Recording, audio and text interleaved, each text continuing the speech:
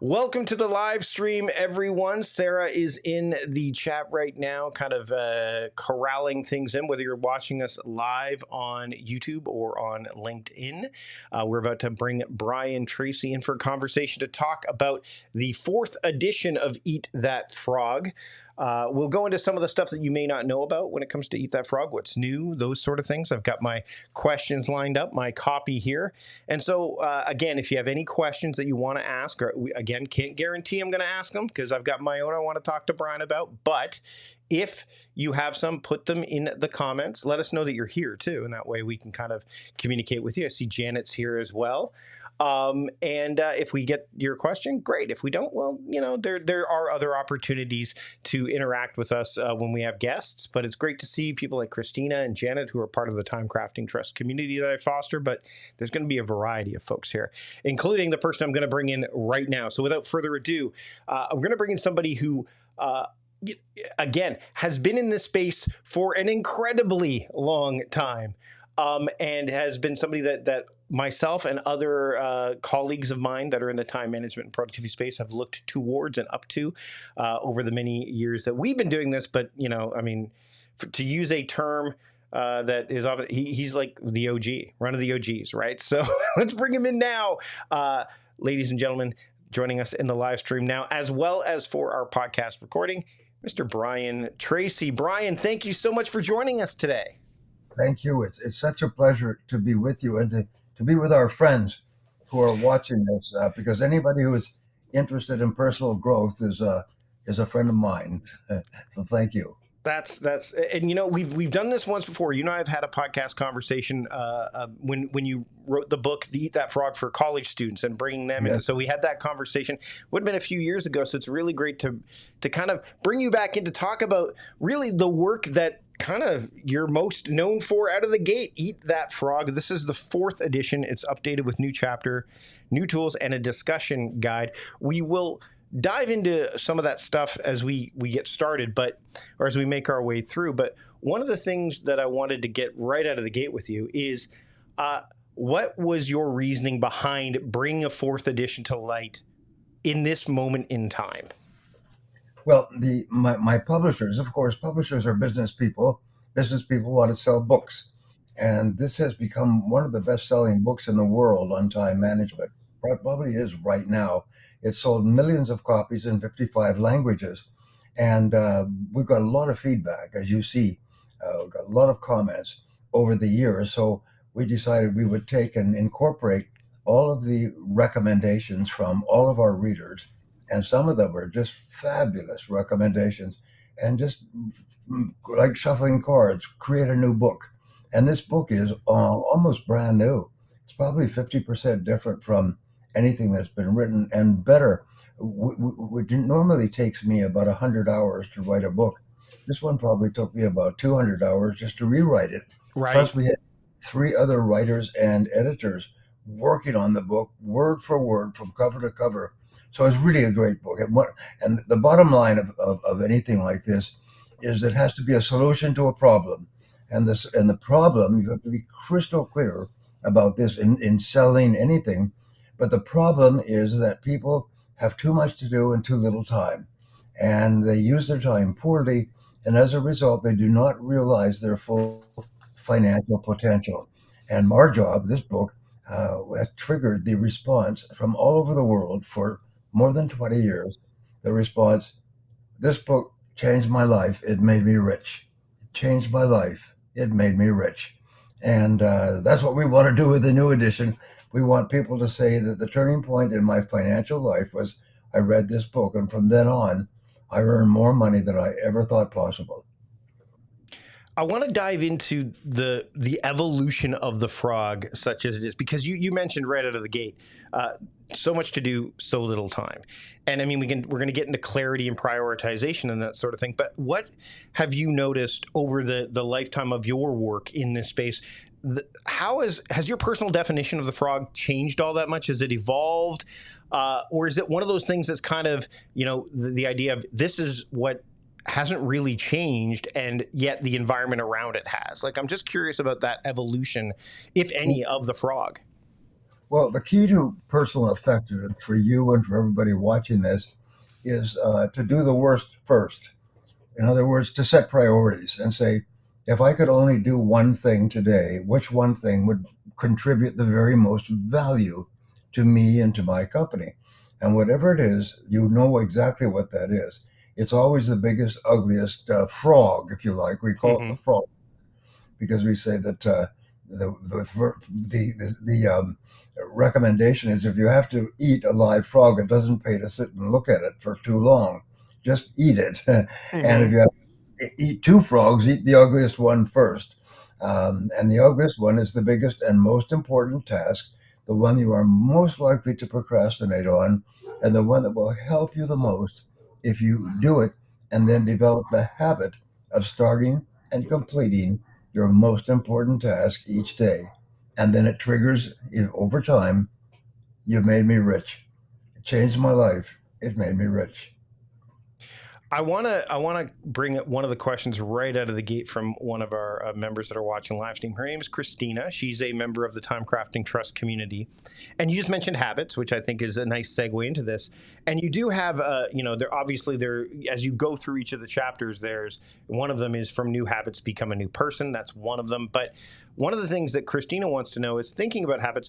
What are some of your thoughts around removing bad habits from the equation? Well, one of the things that I started studying more than 40 years ago is habit pattern formation. And I know a lot about the subject, but the bottom line is that you are your habits. And the only way you can change your outer life is by changing your habits. And the interesting thing about habits is that they never go away, they just go into your unconscious. They have to be replaced by by good habits. Mm-hmm. And it takes about 30 days of repetition, 32, 33, depending upon the psychologist, to replace an old habit with a new habit. But then what happens, as Aristotle said, is that no, I'm sorry, Goethe, the German philosopher, he said that good habits are hard to form, but easy to live with. Bad habits are easy to form, but hard to live with, and that at the beginning, it's very, very hard to develop a new habit, but you keep repeating, it becomes easy and automatic, and it replaces the old habit. However, the danger is that if you slip backwards, like some people say that alcoholics say that one drink is too many, and no number of drinks is too many is too much. And but why is because if they have one, they slip back into the habit of drinking. So therefore, you have to practice the most important quality for success has been identified for 2,000 years as self-discipline. Self-discipline, self-control, setting priorities, uh, working on yourself and becoming stronger. But the good news is that each time you practice self-discipline, your self-esteem goes up. You like yourself more. You respect yourself more. You have more energy. You're more positive, and you're much more likely to do it again and do it again. And Mm-hmm.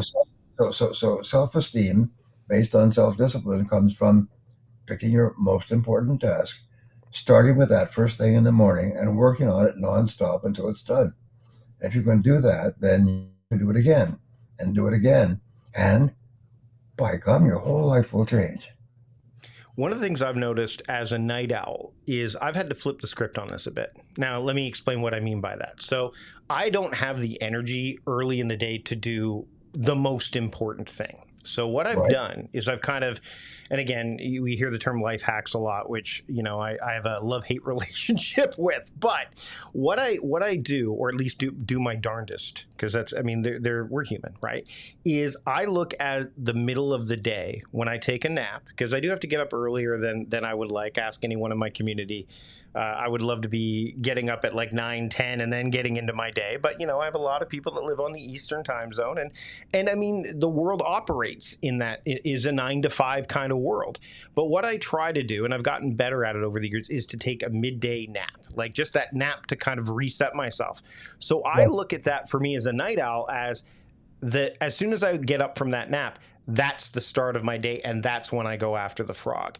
Do you find that people have, especially again with different circadian rhythms and different ways that they operate, that they've been Yeah. able to kind of look at the eat that frog and either, manipulate it in a way that works for them, or maybe there's some innovative way that you've kind of said, hey, look, maybe you're not that morning person. Here's what I would do instead to get the benefits of eating the frog. I'd love to hear your thoughts on that as a night owl.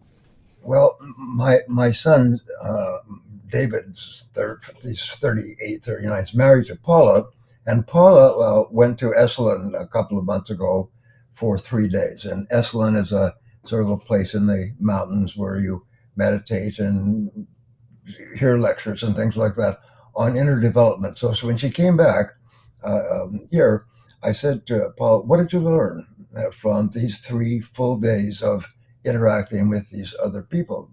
Always very interesting people." She said, she thought about, she said, "I learned that you have to trust your heart. You have to listen to your heart." And I think that's one of the best pieces of advice that you'll ever get is listen to your heart, listen to your gut.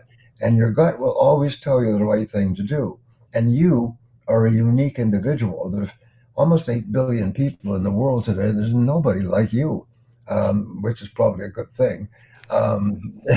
Yeah, yeah. But you are a unique individual, and therefore you have unique skills, proclivities, desires, tastes, so many things. So just follow your heart, follow your gut. And if your gut tells you to take a nap in the middle of the day, which it tells me as well, because I'm more mature now than you are. Hmm. My word, A mature. little bit, yeah. And so therefore, if you feel like taking a nap, take a nap. If you feel like getting up and getting going, do it. Listen to your heart, and then, as they say in the army, be the best you can be. Just do what you feel comfortable with, and you'll always feel better and perform at your best. Do you find that over your years of studying this particular field, that things have gotten more challenging in terms of prioritization and such? And are there ways that people can, because I mean, our attention is under constant barrage, whether it's, something that we actively are seeking or whether it's being thrust upon us. Like, to me, that is a huge deal. There's benefits to it, of course, but there's also drawbacks. What are some of the things you've noticed that have kind of made it more challenging for people to prioritize or even recognize what their frog is? Because some people think eat that frog and they think tasks, this thing is, it doesn't look good, it's not going to taste good, therefore it must be bad, when it very well may be the most nutritious. It's your kale. It may not look good, it may not taste good, but it's the thing that you really need to do. I'd love to hear some of the thoughts around that, because you've been doing this for a while. Well, I started off poor and worked for years at late jobs. When I was 23, I was working on a farm during the harvest and sleeping on the hay in the farmer's barn, and I was happy to have the work. And then I got into sales, and I began to ask the question, why is it that some people are more successful than others? And that, of course, has been the driving force in my life. And then I began assembling a 2 day seminar, which became the Psychology of Achievement. And I explained that to people. And this is why some people are more successful than others. So do this and don't do that. And they tried it and transformed their lives almost immediately. The stories I've heard, thousands and thousands, in now 55 countries, 55 languages.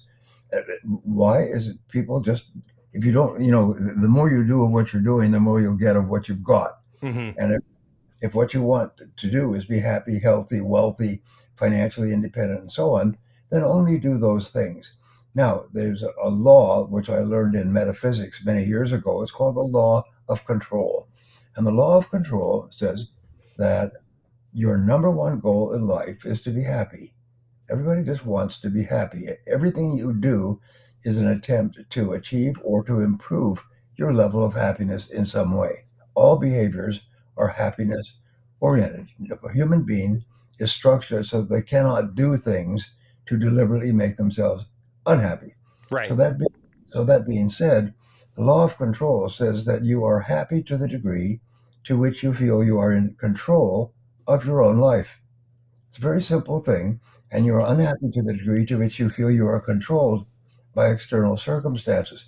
Now, I just got a newspaper, USA Today, has a Okay. great article in it, and the article is that the average American spends 4 to 5 hours a day worrying about money. 4 to 5 hours a day worrying about money. Now, your audience is probably entrepreneurial. The entrepreneurs are the ones that are reaching out, looking for ideas. So Hmm. they're talking to us. There are friends out there, and entrepreneurs have to earn their living by selling something. And you have to sell people to listen to you so that you can create a valuable podcast. And I've started studying the subject of podcasting. I'm doing a podcast myself. And so, what you have to do is you have to say, what is the need that people have? And that's why I started off talking about financial results, because everybody thinks about being better off financially. And so, how do you do it? So, one of the things I teach in my sales courses, when in doubt, sell yourself out. When in doubt, sell yourself out. In other words, I will ask an audience, how many people here would like to double their income in the next few months or so? And everybody raises their hand, 1,000 people, 2,000 people. And I say, all right, I'm going to give you a way that's guaranteed to work to double your income. And you can double your income as fast as you want by using my special technique. Would that be a good basis for our time together today? And everybody says, yay, yay, yay. So it's very simple.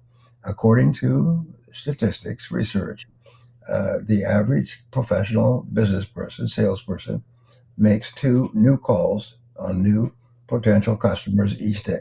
Half are above, half are below. I've met people that make 1 new call a week. Others make 10 calls in a day, but the average is 2. So if you want to double your income, then you use the law of probabilities, which says that if you speak to more people, you'll make more sales. So speak to 4 people each day instead of 2. That's all.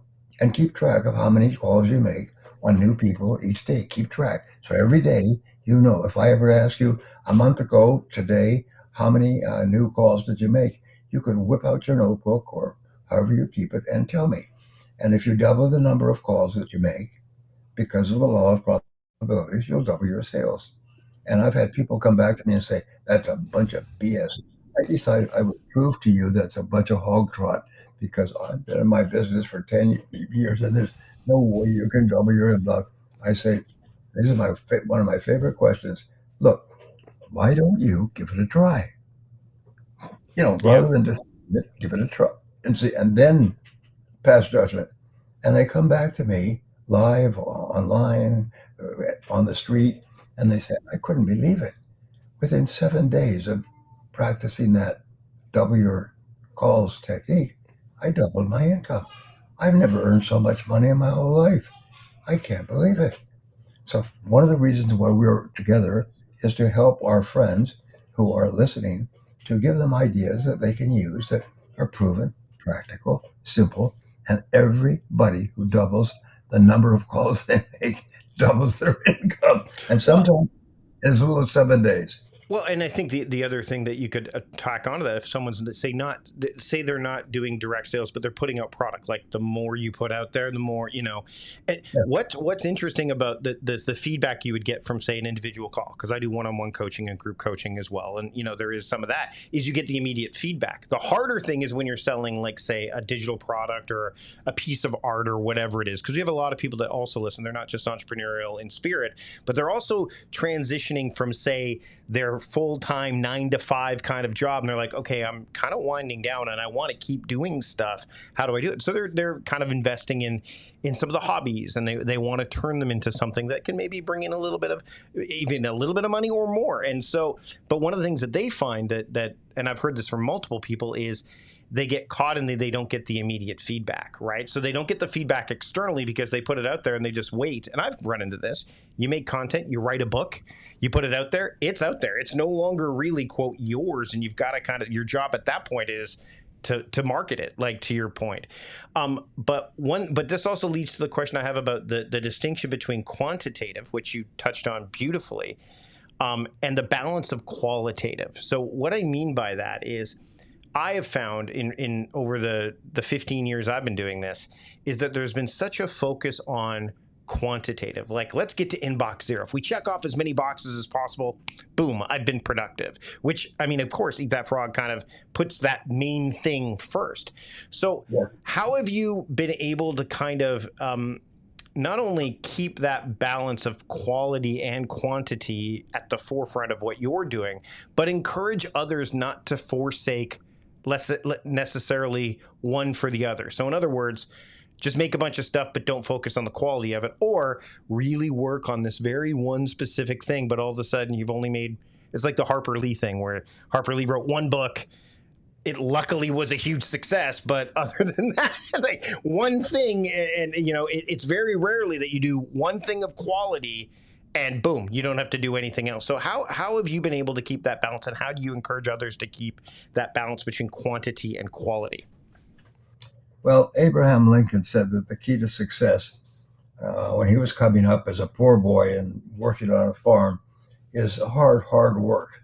There's nothing replaces hard work, because if you work hard, then you end up trying more things. Mm-hmm. And that's really the key to success. The reason why you're so successful is because you're a hard worker. You prepare in advance. Preparation, by the way, is the key to success in any competitive sport, if you like, is prepare.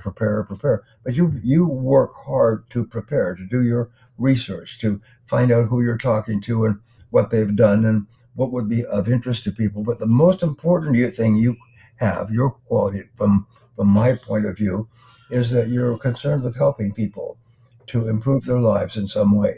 The reason you're having me here is because the off chance that I could give a tidbit or two that will help people to achieve more of their goals. And as I said before, people want to be better off.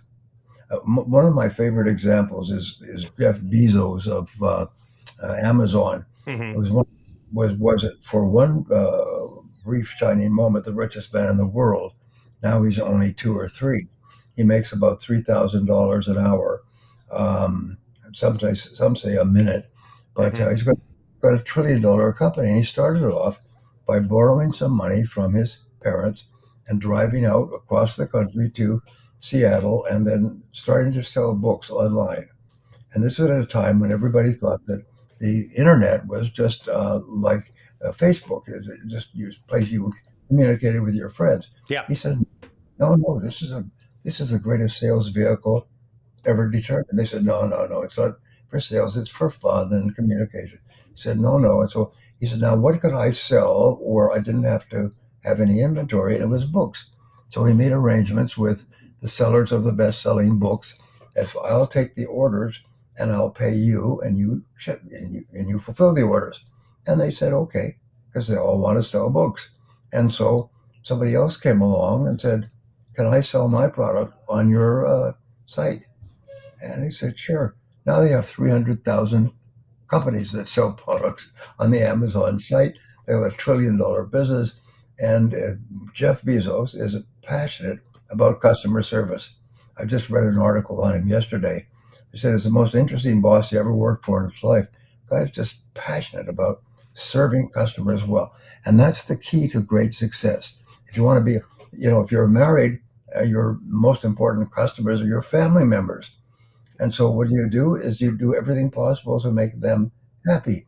Tell them how good they are. Tell them that you love them. Tell your kids how wonderful they are. Never criticize them.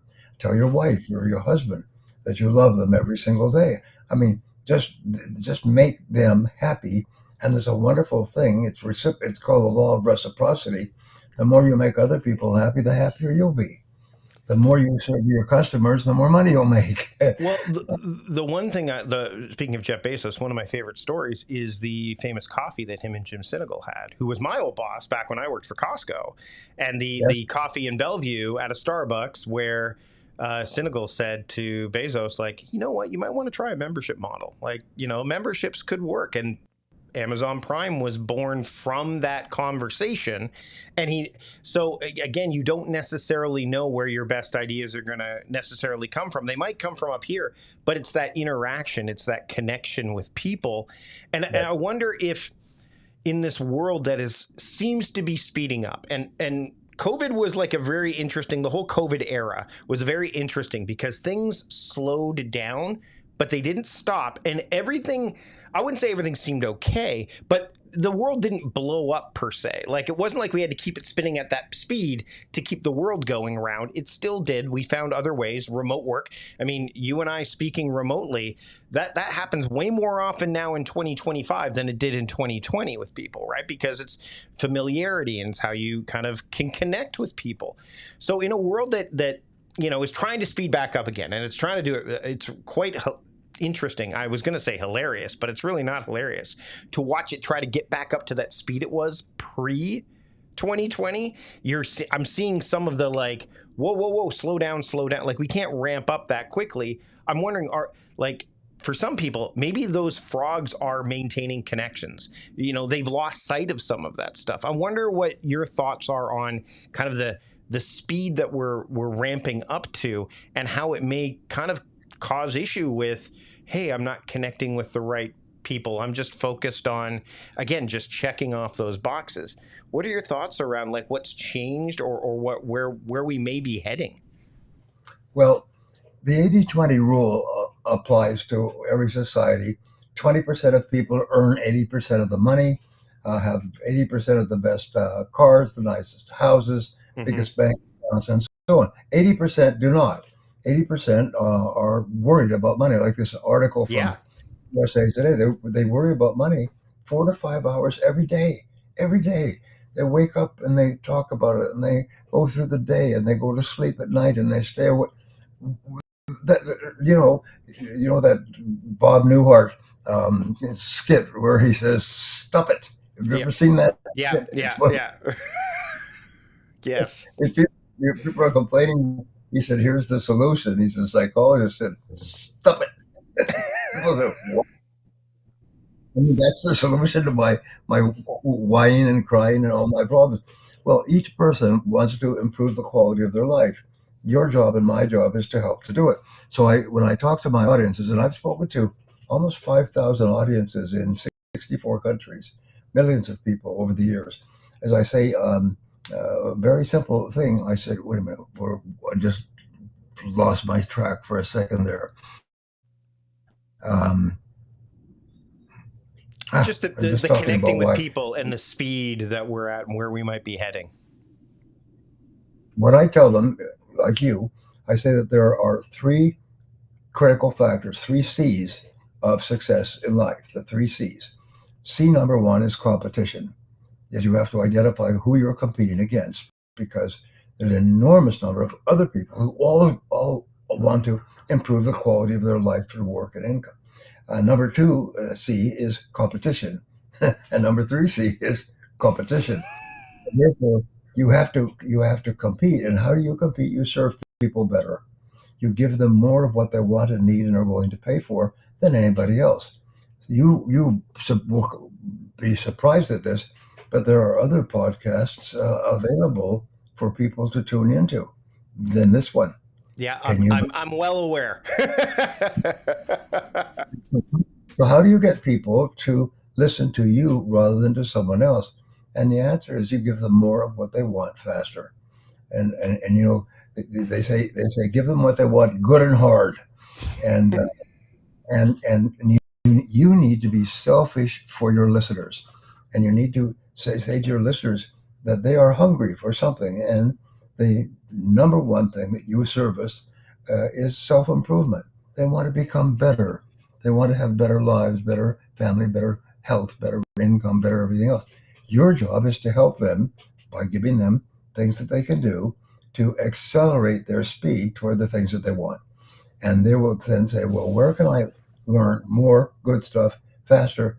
It's on this show. So I'll go here. That's your job in being successful, is to help other people to be successful. Yeah. And it's interesting because when I've gotten feedback on my podcast or any of the other work I do, the one thing that I've found that has actually helped me do that more is less talking, more listening. That's good. Now, I wanted to show you something. Sure. How do you get your life organized? Well, they did a study of 50 executives, entrepreneurs who had built fast growing companies, and they asked them, how do you manage your time? 49 gave the same answer of the 50. These were they said, this is the reason why I'm successful. And it's a yellow pad. It's a yellow Yep. pad. Yep. What you, whoops, There you go. what you is you start off every day and you make a list of everything that you have to do on the list. That gives you control. That gives you an anchor. That's like the spine of your day. And then you review the list and say, if I could only do one thing before I was called out of town for a month, which one accomplishment would be the most important? Then like, ask it again. What would be number two? What would be number three? And in our book, by the way, this is all explained in the new edition of Hmm. Ethan. We say that there's a law of three, and the publishers were so impressed with this law they insisted that I make it a complete new chapter. The law of three says that you may have 10 or 20 or 30 things to do in the course of a week or a month, but there are only three things that account for 90% of the value in your life. And your job is to, first of all, identify what's number one, what's number two, what's number three, and then start with number one.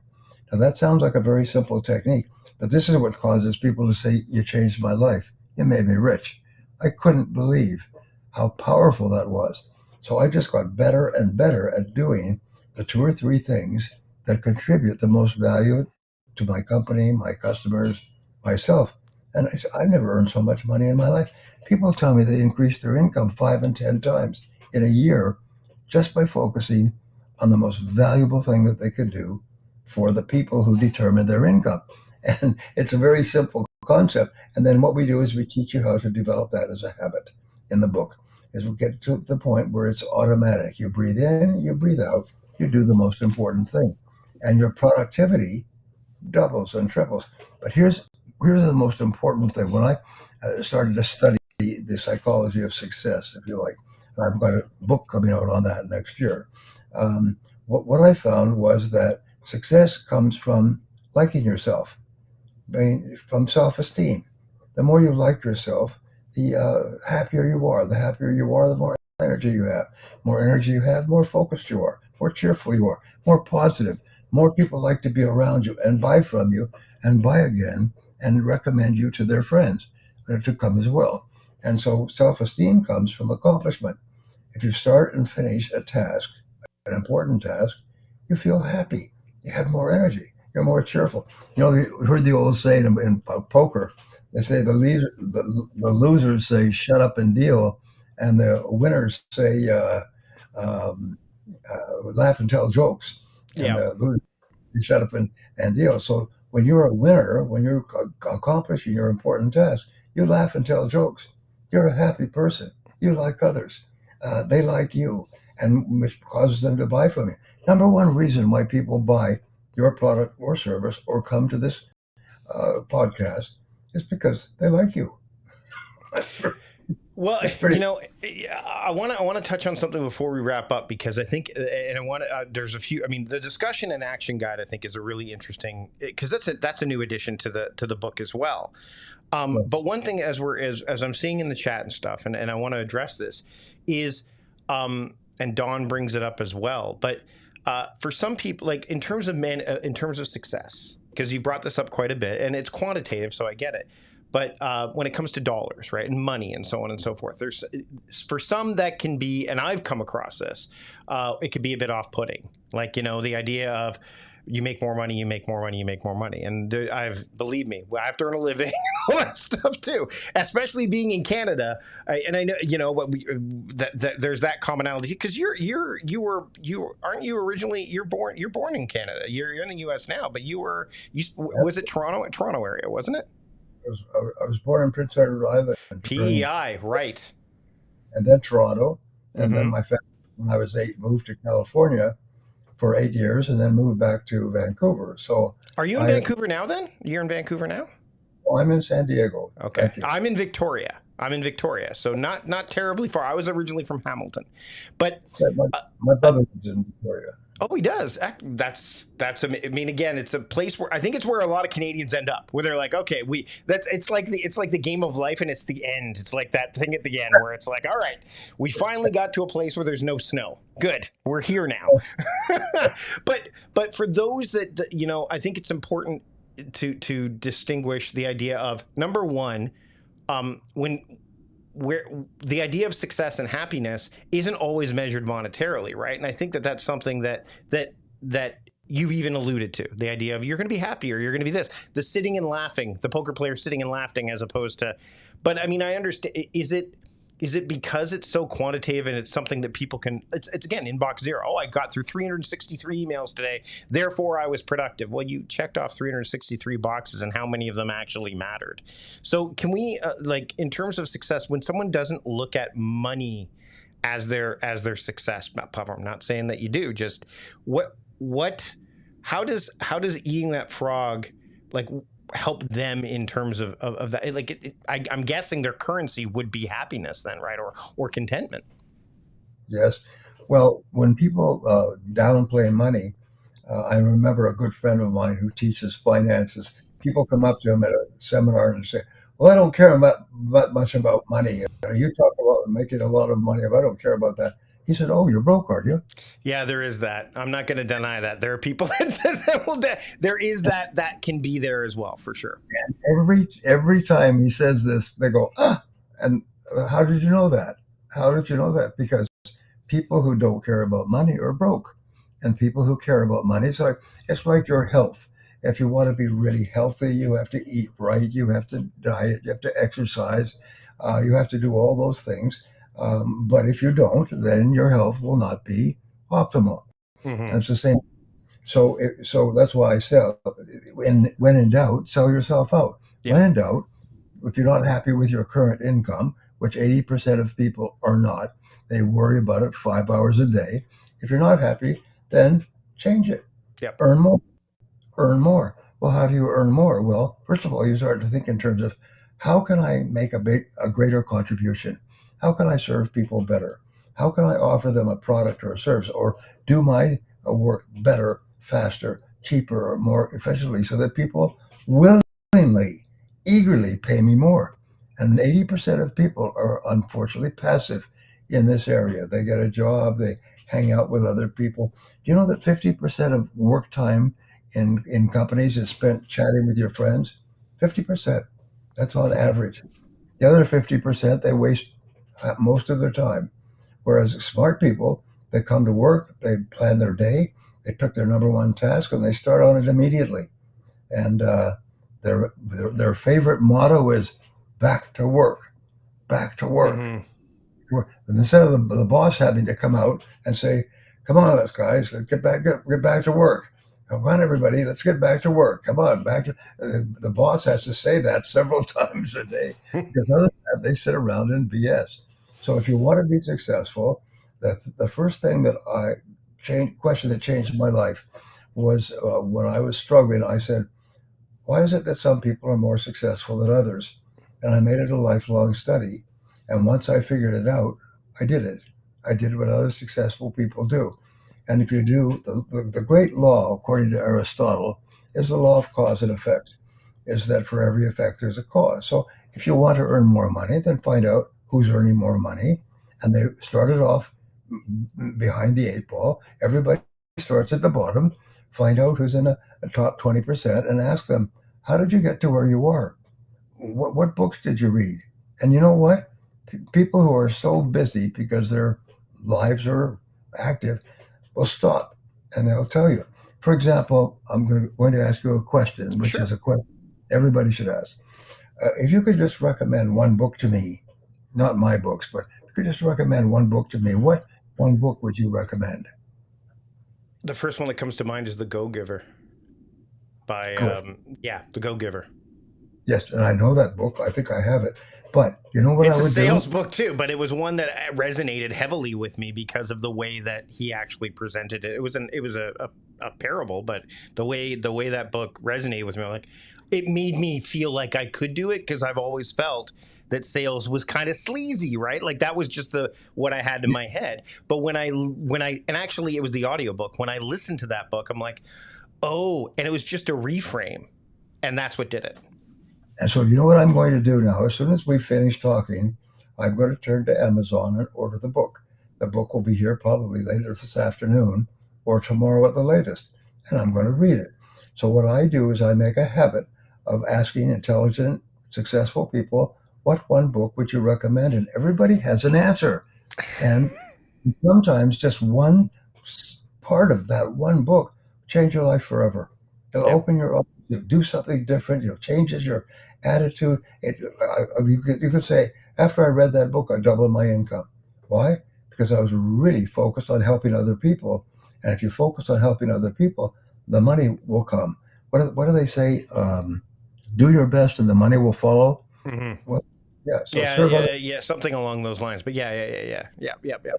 That's what the Go Giver. And I remember I've tried to think of his name. The book's been out for a long time, and it It's may been, even have been published by my publisher. But instead of by looking, you see all my books, my whole house is like that. Instead of going looking for the damn book, I'll just buy another copy. because My then friend, you can gift it. Like I've gifted books that I've accidentally bought more than one, and not because I didn't. It's like, oh, I have it already, or I listened to the audiobook version of the physical version. Like we just did this for a book club. We had Austin Kleon's book Steal Like an Artist. Love that book.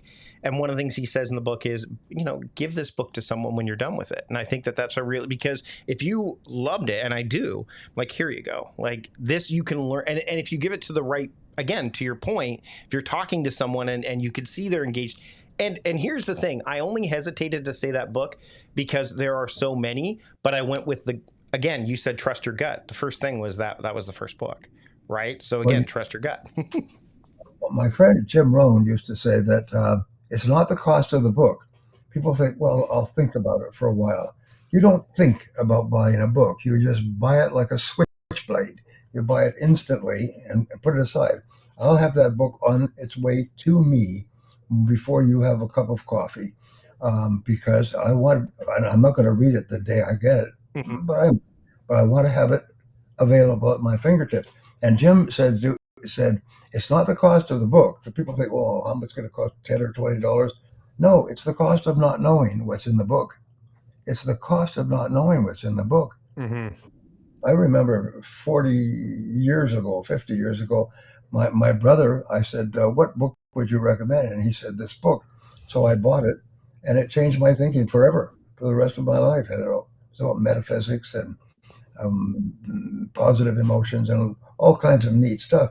But that's the one recommendation. I don't get along well with my brother, but I still appreciate him recommending that book because it led to more books in the same genre and same catalog. And so it's the same thing. Just keep at every time you meet a person who you like and respect, ask them for a book recommendation and then buy it immediately. And just one idea from one book might change your life forever. Speaking of books, we have a book right here that we want to talk about and finish up actually our conversation. Right, Eat That Frog is the 4th edition. You've got a new chapter in there, which we touched on. Yeah, The discussion and action guide. Brian, where can people pick up the book and then keep up with the work that you're doing? just go to Amazon and my website. Have it before a cup of coffee. It'll arrive before in California. Yes, I remember when I ordered from Amazon in LA. I'm like, I got it same day. That's crazy. If you're in Victoria, it might take a day or two. Yeah, well, but my website is Brian Tracy at briantracy.com, and I respond to virtually all my messages, especially if it's a question about should I do more of this or less of that. Oh, by the way, just a quick value offering, Sure. and you should take this. Is I used to do an executive coaching program, and I charged thousands of dollars for people to come and work with me for one day every 3 months, and I have about 30 people, and it was lucrative for me, and I guarantee that they would all double their income and double their time off within 12 months. Everybody did it within 30 days. And one of the things is I said there's 4 ways to change your life. Only 4. Number 1, do more of certain things. So the question is, What should you be doing more of if you want to improve the quality of your life, your income, and so on? Number two is do less of other things so you have time to do more things. So what should you be doing less of? Things that are unproductive, negative, not helpful, cause you to be frustrated. So number three is start something new and different, something you've never done before. And this is where the great breakthroughs take place. And number four is stop certain things altogether. And it's called, Peter Drucker explained it, but it's called zero-based thinking. You ask yourself this question: is there anything that I'm doing in my life today that, knowing what I now know, I call it a quink analysis, knowing what I now know, I would not start up again today? Any person that I hire that I would not hire, any person I'm in any kind of a relationship with that I would not get into again.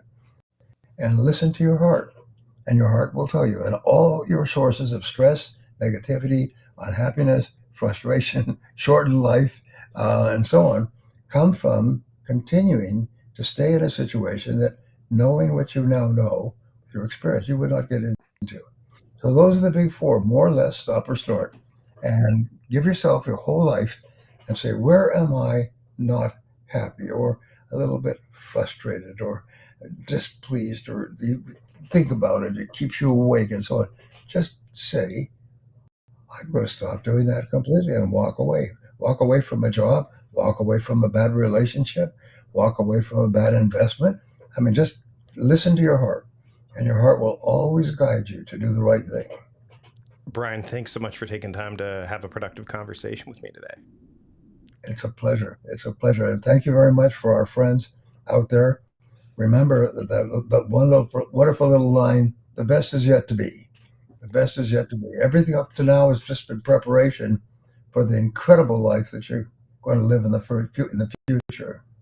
Well, thanks again so much, Brian. I appreciate it. I know we've gone a little bit over. I appreciate you sticking around. And to those that are on the live stream, thanks so much for being here. Of course, this episode will fully drop in its full edited form in just a couple of days. But for those of you that were here, and if you have any other thoughts or comments, I'd love to see them. We'll wrap things up now. Brian, if you want to just stick around for a brief moment after I hit the end so we can just do a little private farewell, that would be great.